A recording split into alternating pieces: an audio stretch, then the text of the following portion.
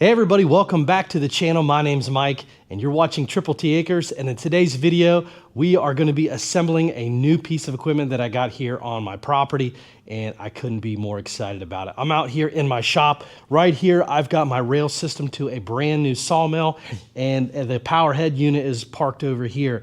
And in today's video, I'm going to be doing an assembly video on the power head unit. Now, I've already got the rail system already kind of put together, but I still want to go over there and talk about some of the things I did. There's tons of videos on the rail system because there are multiple different size models of this, and the rail systems are pretty much the same. But the power head units are different, and there's no videos out there as of today on how to put this power unit together. So I want to be able to share that with you. I don't know what I'm doing. I'm going to be looking at the instruction manual and try to break it down. And I'm going to share with you all of the mishaps, any mistakes, and any tips that I learned along the way. So if you are thinking about purchasing a MechMaxx sawmill, it can probably apply to a lot of the different models, but this is more specifically with the 36-inch with the Honda motor on it. So let's get in there. I'm going to share with you some steps on this thing right here, how I got to this point right here, and then we're really going to dive in the power head unit because that's a lot more specific with this sawmill. So stick around, guys. I hope you enjoy the video. Okay, let's do a quick overview of everything right here. This is the rail system here, and this is the power head unit. And I have it kind of laying on its face right now, and that's what they want you to do before you start assembling it, because we're going to be putting some things on here and then we'll be able to stand it up to work on it more. But this whole package comes in a massive wooden shipping container, and it weighed almost 1,300 pounds. So if you're going to get one of these ordered, make sure you have a way to unload it. You got a tractor, be able to move it around. The company does give you the option of a liftgate service where they can actually bring it down to the ground for you. But again, after that, you've got to find a place to pick it up or have something to pick up to move, because it is very, very heavy. It actually took me and a good friend of mine everything we had to get this thing out of the shipping container and park it right there. It was very, very heavy. And this whole thing is very heavy. But that's a quick rundown of what is all in the box. We're going to get real specific here now, and I want to talk about this rail system and what I learned when I put this thing together. Before we get any further in here, this is super important because I didn't find this thing until after I put the rail system together. On the side of your sawmill, there's a plastic container, and inside this container is where you're going to find the instruction manual on how to put everything together. You'll have that in there. There's a little bit of hardware, and then there's going to be information about the motor too in there. I had already put that whole thing together just by watching some videos. I didn't do the step-by-steps to put that together. I'm going to show you what I learned from reading the instruction manual on the way you should have done it, because I struggled with that a little bit. So when I put this thing together, I just laid all the bunks out and tried to lay it out as best I could, and that was not the way you want to do it. You want to connect the bunks that are right on the seams first. So each one of these rails, there's actually 3 rails on each side. You're going to want to pick the bunk that's got the 4 bolts. You notice there's 4 in there, and then the bunks over here only have 2. Don't be confused and accidentally put this on that, wondering why there's 4 holes there. You just don't notice it until you start putting everything together. So put the bunks that are on the seams first, and that'll actually get the rails kind of put together too, because underneath each one of these rails where they connect, there's a plate that goes on underneath. And what's really nice about the hardware is it's all the same size. You don't have to worry about different bolt sizes. There's just a lot to put on. So all of these are the same that are connecting. Now this bolt right here and nut goes to the feet. I actually put those on first. The instruction manual doesn't say put the feet on first. They actually want you to put it up on some blocking. I didn't. I went and put the feet on first. So once you put those bunks in that are on the seams, then you want to do your end bunks. And when you're tightening the stuff down, do not lock them down tight. Make sure everything just makes contact and then move on. You're going to want to, once you get everything all squared up, that's when you're going to want to tighten everything down, because it's not easy to move once you lock it up. And the most important part of this whole thing is getting it square and making sure these seams line up, because when your track goes on top of it, if you have a big gap there, it's going to actually, you're going to feel it when you run that track over that. So you notice that's nice and straight, nice and square and line. That's one of the hardest things to do, is getting those things all lined up. So next thing you do is you put your end bunks on, keeping everything kind of loose. You want it to be tight, but don't snug anything down. Make sure it's movable. So you get your end bunks on, and then you fill in all of your spaces in between. So once you get all the bunks in, make sure you put the log holders in here inside of it, because you won't be able to slide the bar in there after you get all your bunks in there. Everything is in here now. Once you leave everything loose, you go to your corners, and I haven't even done this yet. I learned this later on, but you take a square like this, and you want to square your rail, and that, you can see how far off I am right here. This is why it's important to make sure you leave all those nuts and bolts loose, because you can actually make that adjustment. So you square your outside corners, and then everything is all nice and square, and that's when you can start cinching everything down on there. So that is, in a nutshell, how to put together the rail system. Again, there's tons of videos out there. This is a little bit wider than the other ones, but they're all relatively the same. What's really different is this power head unit. So let's dig into that. All right, so when you're assembling your power head unit, you want to put it face down with a motor up. And the instructions tell you to do that, because what we're going to do now is we're going to put these posts in. These are the main posts that the actual power head units slide up and down on. So we're going to put those in here, and I'm going to show you in the instruction manual. It tells you all the bolts and nuts and everything that you're going to need for that. So I'm going to get all that together, and then we're going to go ahead and slide those things in each one of these. So let me get those rails, and we're going to show you that right now. All right, so we got all the bolts together. It looks like bag B. You'll see these, they kind of have them labeled. It doesn't say in the instructions, but we matched the size up. Bag B is going to have your bolts and stuff for this part. And then these posts right here, at the top, you're going to want the 2 holes here, and then the 1 hole on the side. There's actually one on the other side here too. And then at the very bottom, you're going to have your 2 bolts. So make sure when you put these things in your post that they slide up inside this hole, and those holes are positioned just like that. All right, so we got the posts inside of the head unit. Next thing you need is the bottom legs, which is where your rollers are going to be going. So next thing we're going to be doing is securing them together with those bolts and brackets in that. All right, now we're going to put the legs on, or the feet on the bottom of this. And what we have is the bolt is going from the inside to the outside. The plate goes on the front of it here, and then there's actually a washer on this side. So we go to the other side. This is where we're going to add a washer here, and then that nut is going to go on there.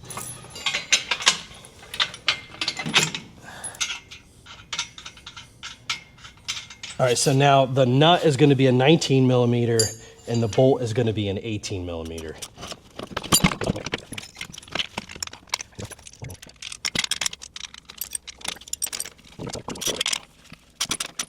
All right, so we've got these on here. The instructions say at this point you can stand it up. What we're probably going to do is run the rails up a little bit further in it. We're going to measure each side to make sure it's equally on this. And then there's some locking things here. I want to make sure you guys can see that. So right here, these lock the post in, and that's when you're sawing a log, you can actually lock it into place once you get the measurement. But we want it to be able to hold it because none of our cables are going to be holding this thing up. So we're going to measure our ends here, make them equal on both sides, and then lock it. But again, we're probably going to slide it in a little bit more so it's not so far up in the air. 15.5 is good, so we'll do 15.5 on this side. All right, you need to go, ooh, close. We're at 15, yeah, right there. Okay, 15.5 on each side. Lock the head unit. Okay. We should be able to stand it up. Ready? 1, 2, 3.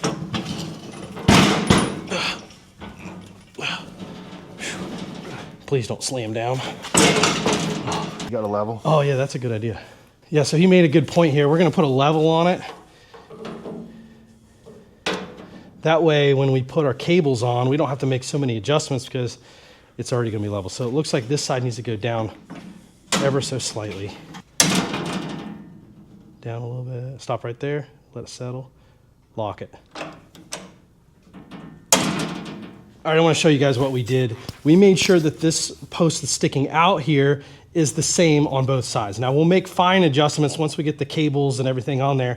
But another thing we did, which was a great idea by my buddy Kyle here, is to put a level on here. And what we did is we set this level across the head unit because this is the way the blade's going to be cutting.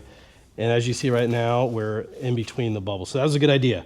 So now we know for sure that it's sitting level. And again, we'll make fine adjustments here in a little bit. All right, we're on to the rear post. We went ahead, did one side, and then we're gonna do the other side. But I wanna show you what we did before we move over there. These bottom posts already had these wheels on. So we had to take the bolts off, and you'll see the outside, there's a big washer and then the big nut on there. they're not going to be in any of those hardware bags. They're already going to be attached to the sawmill here. So what you do is you make sure that these wires run over top of that, and then this top bolt is the 80. It's what, the MX1280. It goes through, you got a bolt, a washer, a large washer, a small washer, and then the locking nut goes on the end. So we're gonna do that over here, but I wanted to do that. And by the way, don't tighten that up all the way, because when we get to this top post, you're gonna wanna be able to move this thing in and out, because we're gonna have to see, you'll see here in a minute, we're gonna have to put a bracket on there before we marry it all together. But so now both of the back ones are on, left them nice and loose so they can move them out of our way. Now we're gonna put that top beam on, which is here. Again, the hardware isn't in the bag, so don't be looking for it there. They already have them attached here. So we have to take that apart, and that's gonna go across the front here, and that bracket's gonna come in here. We'll get it all married up. All right, we're gonna put that top beam on. Like he was saying, you're gonna have a plate like this. It's gonna go here, and then the bolts are gonna slide through it. It looks like there's a bolt, a lock washer, and then a washer. And this is why it was important to leave those back supports loose so it's out of our way. If we'd have tightened them down, we'd have been fighting them the whole time. There's actually threads that are already pre-tapped to run these bolts in. So they should just thread in there. All right, so we put the plates on this side, and I want to show you something that's really important once we go over the hardware that goes on here. So we got the bolt and a small washer going through this side, a washer, a lock washer, and then a non-locking nut.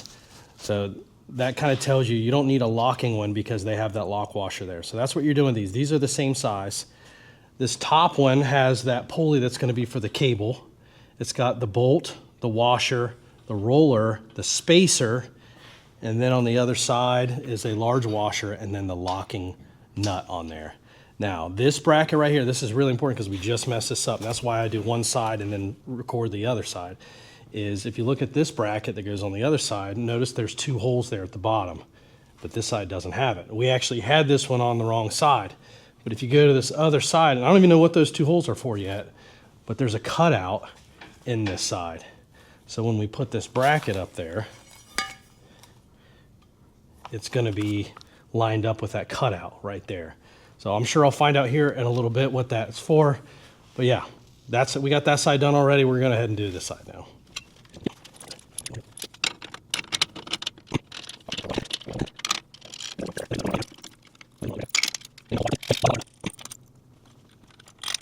And look, these two holes right here are actually lined up inside that cutout for this post. And again, I don't know what it's for yet, but we will find out later on. But don't make that mistake, and that's why we're not tightening everything down just yet, and we're taking our time, maybe hopefully saving you some steps.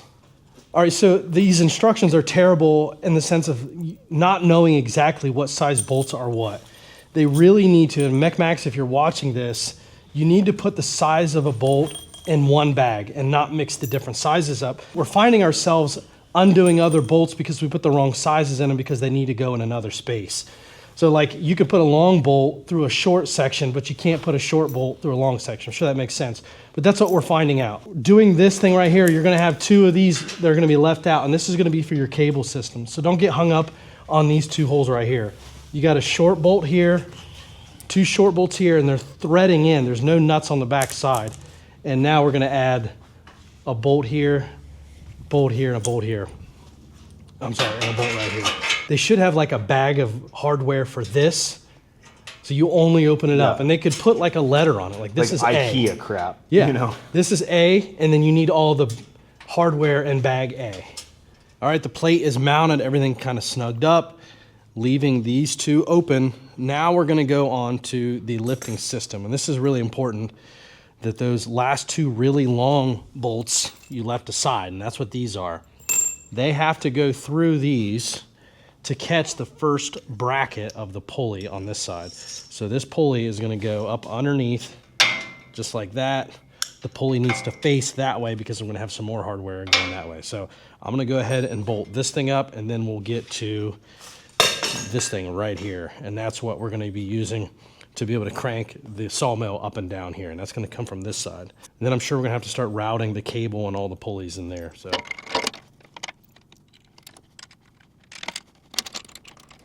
All right, so we got that bracket on with the pulley. The next thing we got to do is put the crank on here. This is going to go up through the hole here. So that's going to stem out that way. And these brackets right here are going to go right here and line up with those holes. We're going to go ahead and put that on and tighten it all up. And then I think we're going to be moving to running the cable. So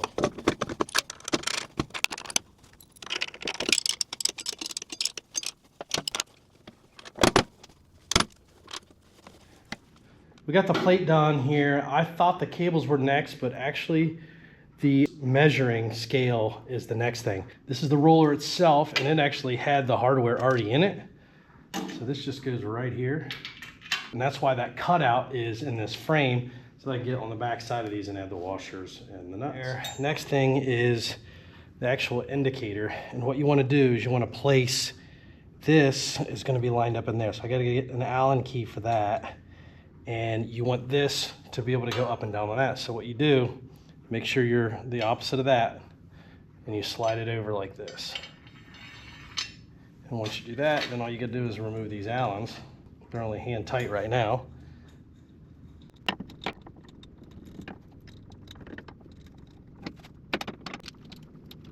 All right, that's all squared up now. Our measuring device there, those are all tightened down, and then again, the Allens there.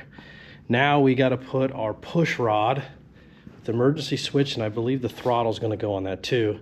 But it's just a couple U-bolts here. It's going to get mounted really anywhere on here.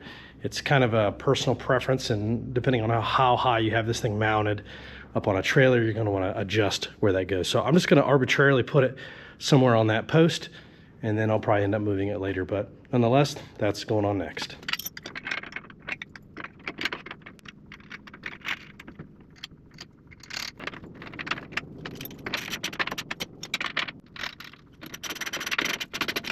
Next step is adding the fuel tank holder and the water tank holder. Super easy, 2 bolts, 2 bolts.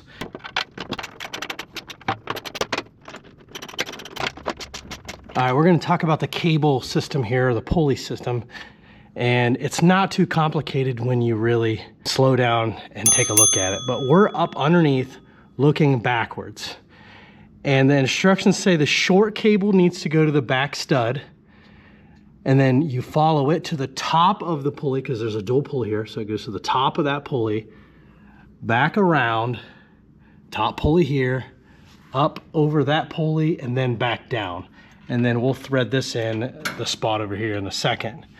The long pulley, which is already going to be connected to this thing, comes up short, goes around the bottom pulley, around the bottom pulley here, back through, follows that pulley up, around, and then down.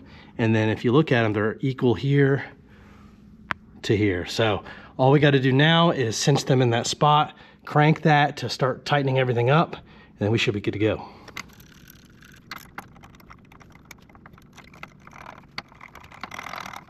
Okay, so the cable system's all in there. There's just a couple little holes right here. I measured the distance between these two to keep it balanced on both sides. So whatever I did there, I set the nut there, and then I did the same thing over here. So that distance right there is the same as over here. There'll be some fine tuning, but all you gotta do, lock the track on both sides, loosen that up, and make it go up and down, because obviously you want this thing to be cutting level. So now that these are unlocked, got them down here, and let's see the thing crank up.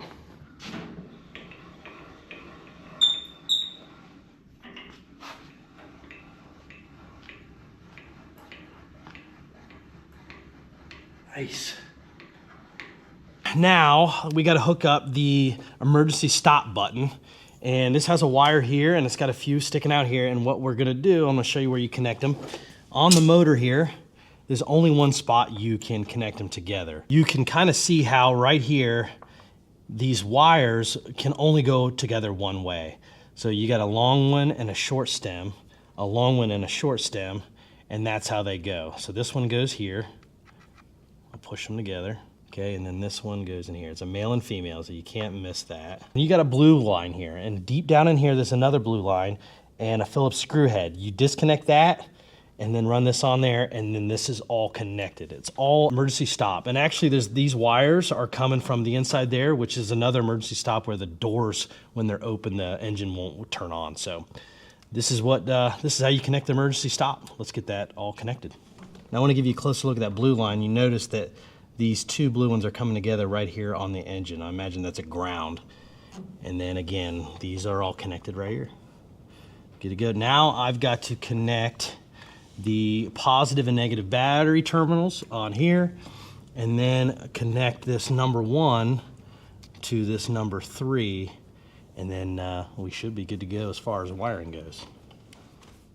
All right, the wire I just put together is right here. It's a really short section, and there's not a whole lot of room to close that gap. So I have to keep an eye on that and make sure that never pulls apart, but it's on there pretty good right now. Now I've got to connect the battery and this thing right here, and it looks like a little wiring harness that comes off of it.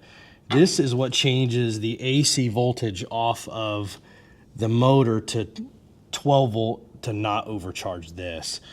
So what I got to do is I got to connect this to the negative terminal on there. Everything else is already pre-wired to the motor. But one thing that's kind of weird is they've got these ends for the battery connections. Well, my battery connection is totally different on there. But for now, I will put those things on there and kind of cinch them down, but I'll end up having to change the ends on that to make sure it stays in there snug. But this is gonna have to go to the top of it because it can't go on the inside. Okay, so we got all of the wiring done here. We're all hooked up. The thing will actually start now, but there's no engine oil in here yet, so we gotta do that still. To dress some of the wiring up a little bit, I've got 2 zip ties here. It didn't come with them, I had some of my own. We gotta remember there's gonna be a log that passes through here, so we don't want anything draping down below here. So again, this is my emergency stop. Hit that, it should kill the motor. And that's up and out of the way now. Now I've got to get this throttle cable, which runs all the way down here. So it looks like just a little U-bolt here. This is what you squeeze, and that turns the throttle up to get that blade spinning really good. So let's put that on here right now. I think what I want to do, and I'll find out as I use the machine, I think I'm going to go over the top that way. I might end up hating that, but for now, that's how I'm going to run it. Again, we can always make adjustments later.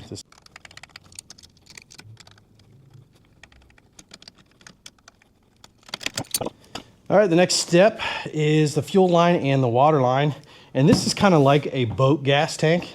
There's just a connection. There's only one way to put it on, and you just press it in there. So it just clicks in just like that. Water line, same scenario. You just push it in. It's kind of like a shark bite, and it bites into that. So again, I just pushed it in there. And then this one goes down here, and this is where your water will drip on your blade to keep it cool. So push that on, good to go. And again, I'll have to zip tie this thing up to keep it out of the way of everything there. Now my fuel line, I'm actually going to take it over the top, and then it connects right here. There's a fuel filter. Looks like there's a clip here for that line. So I'll get that all connected. Well, let's get this connected to that fuel line. All right, guys, we are on the last step of assembly, and it's going to be the muffler here. Now, all of this stuff was in a box. This part of the muffler was in the plastic container right here. So if you're digging around, you can't find that, it's inside of here. It's really bizarre that they don't put it all together, but yeah. So what we're gonna do, there's 2 stems here. There's a long one and a short one. Let me show you on the motor where those go. So on the back of the motor, this is where the muffler comes out, and they got it taped up to keep debris out of inside the motor. But the long one goes on the left side, and you thread that in, take it all the way to the back of the threads, and then the short one goes on the right side. And the reason why it goes like that is because this is deeper than this side. When we slide that muffler on, this will make it so that these stems are the same distance out. Now let's get the muffler, we'll pull the tape off, put the gaskets in between, and slide the thing on. All right, we're gonna pull the tape off. And you really wanna do this last because you definitely don't wanna get any debris in there. And then you're gonna put the gasket on. And again, these were in that plastic container where your instruction manual is. And then now we're gonna slide our muffler on, and I've got some nuts here that will actually attach it. And you're gonna wanna line all these holes up, which is not the easiest. You see here, this is going over that stem lining up, and then this is the muffler head that's coming off of it. We'll go to the other side here and show you. Again, there's that stem that I put in, and then there's where the muffler is. We're gonna line that up, and then we're gonna put these nuts on there, and then there's a couple more connections down here at the base. We're gonna run some bolts in.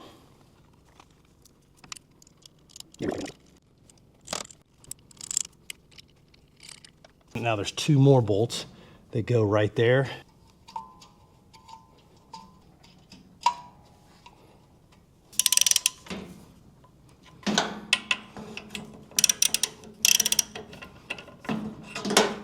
Well, that's it. We've got it all assembled. Now there's a few more steps that we've got to do. We do have to add engine oil. We've got to put gas in the gas tank. We've got to make some fine-tune adjustments to this blade, make sure it's tracking correctly before we go cutting into our first log. And obviously we've got to get this thing set on my rails. But that's for another video. And if you're interested in any more content on this, there's going to be plenty of it, along with lots of other things that I do here on Triple T Acres. I think there's something for everybody on here, and I really think that you might enjoy one of those videos. There'll actually be some videos here on the side at the end. Click on one of those. It really helps the algorithm out by watching one of my videos and going to the next one.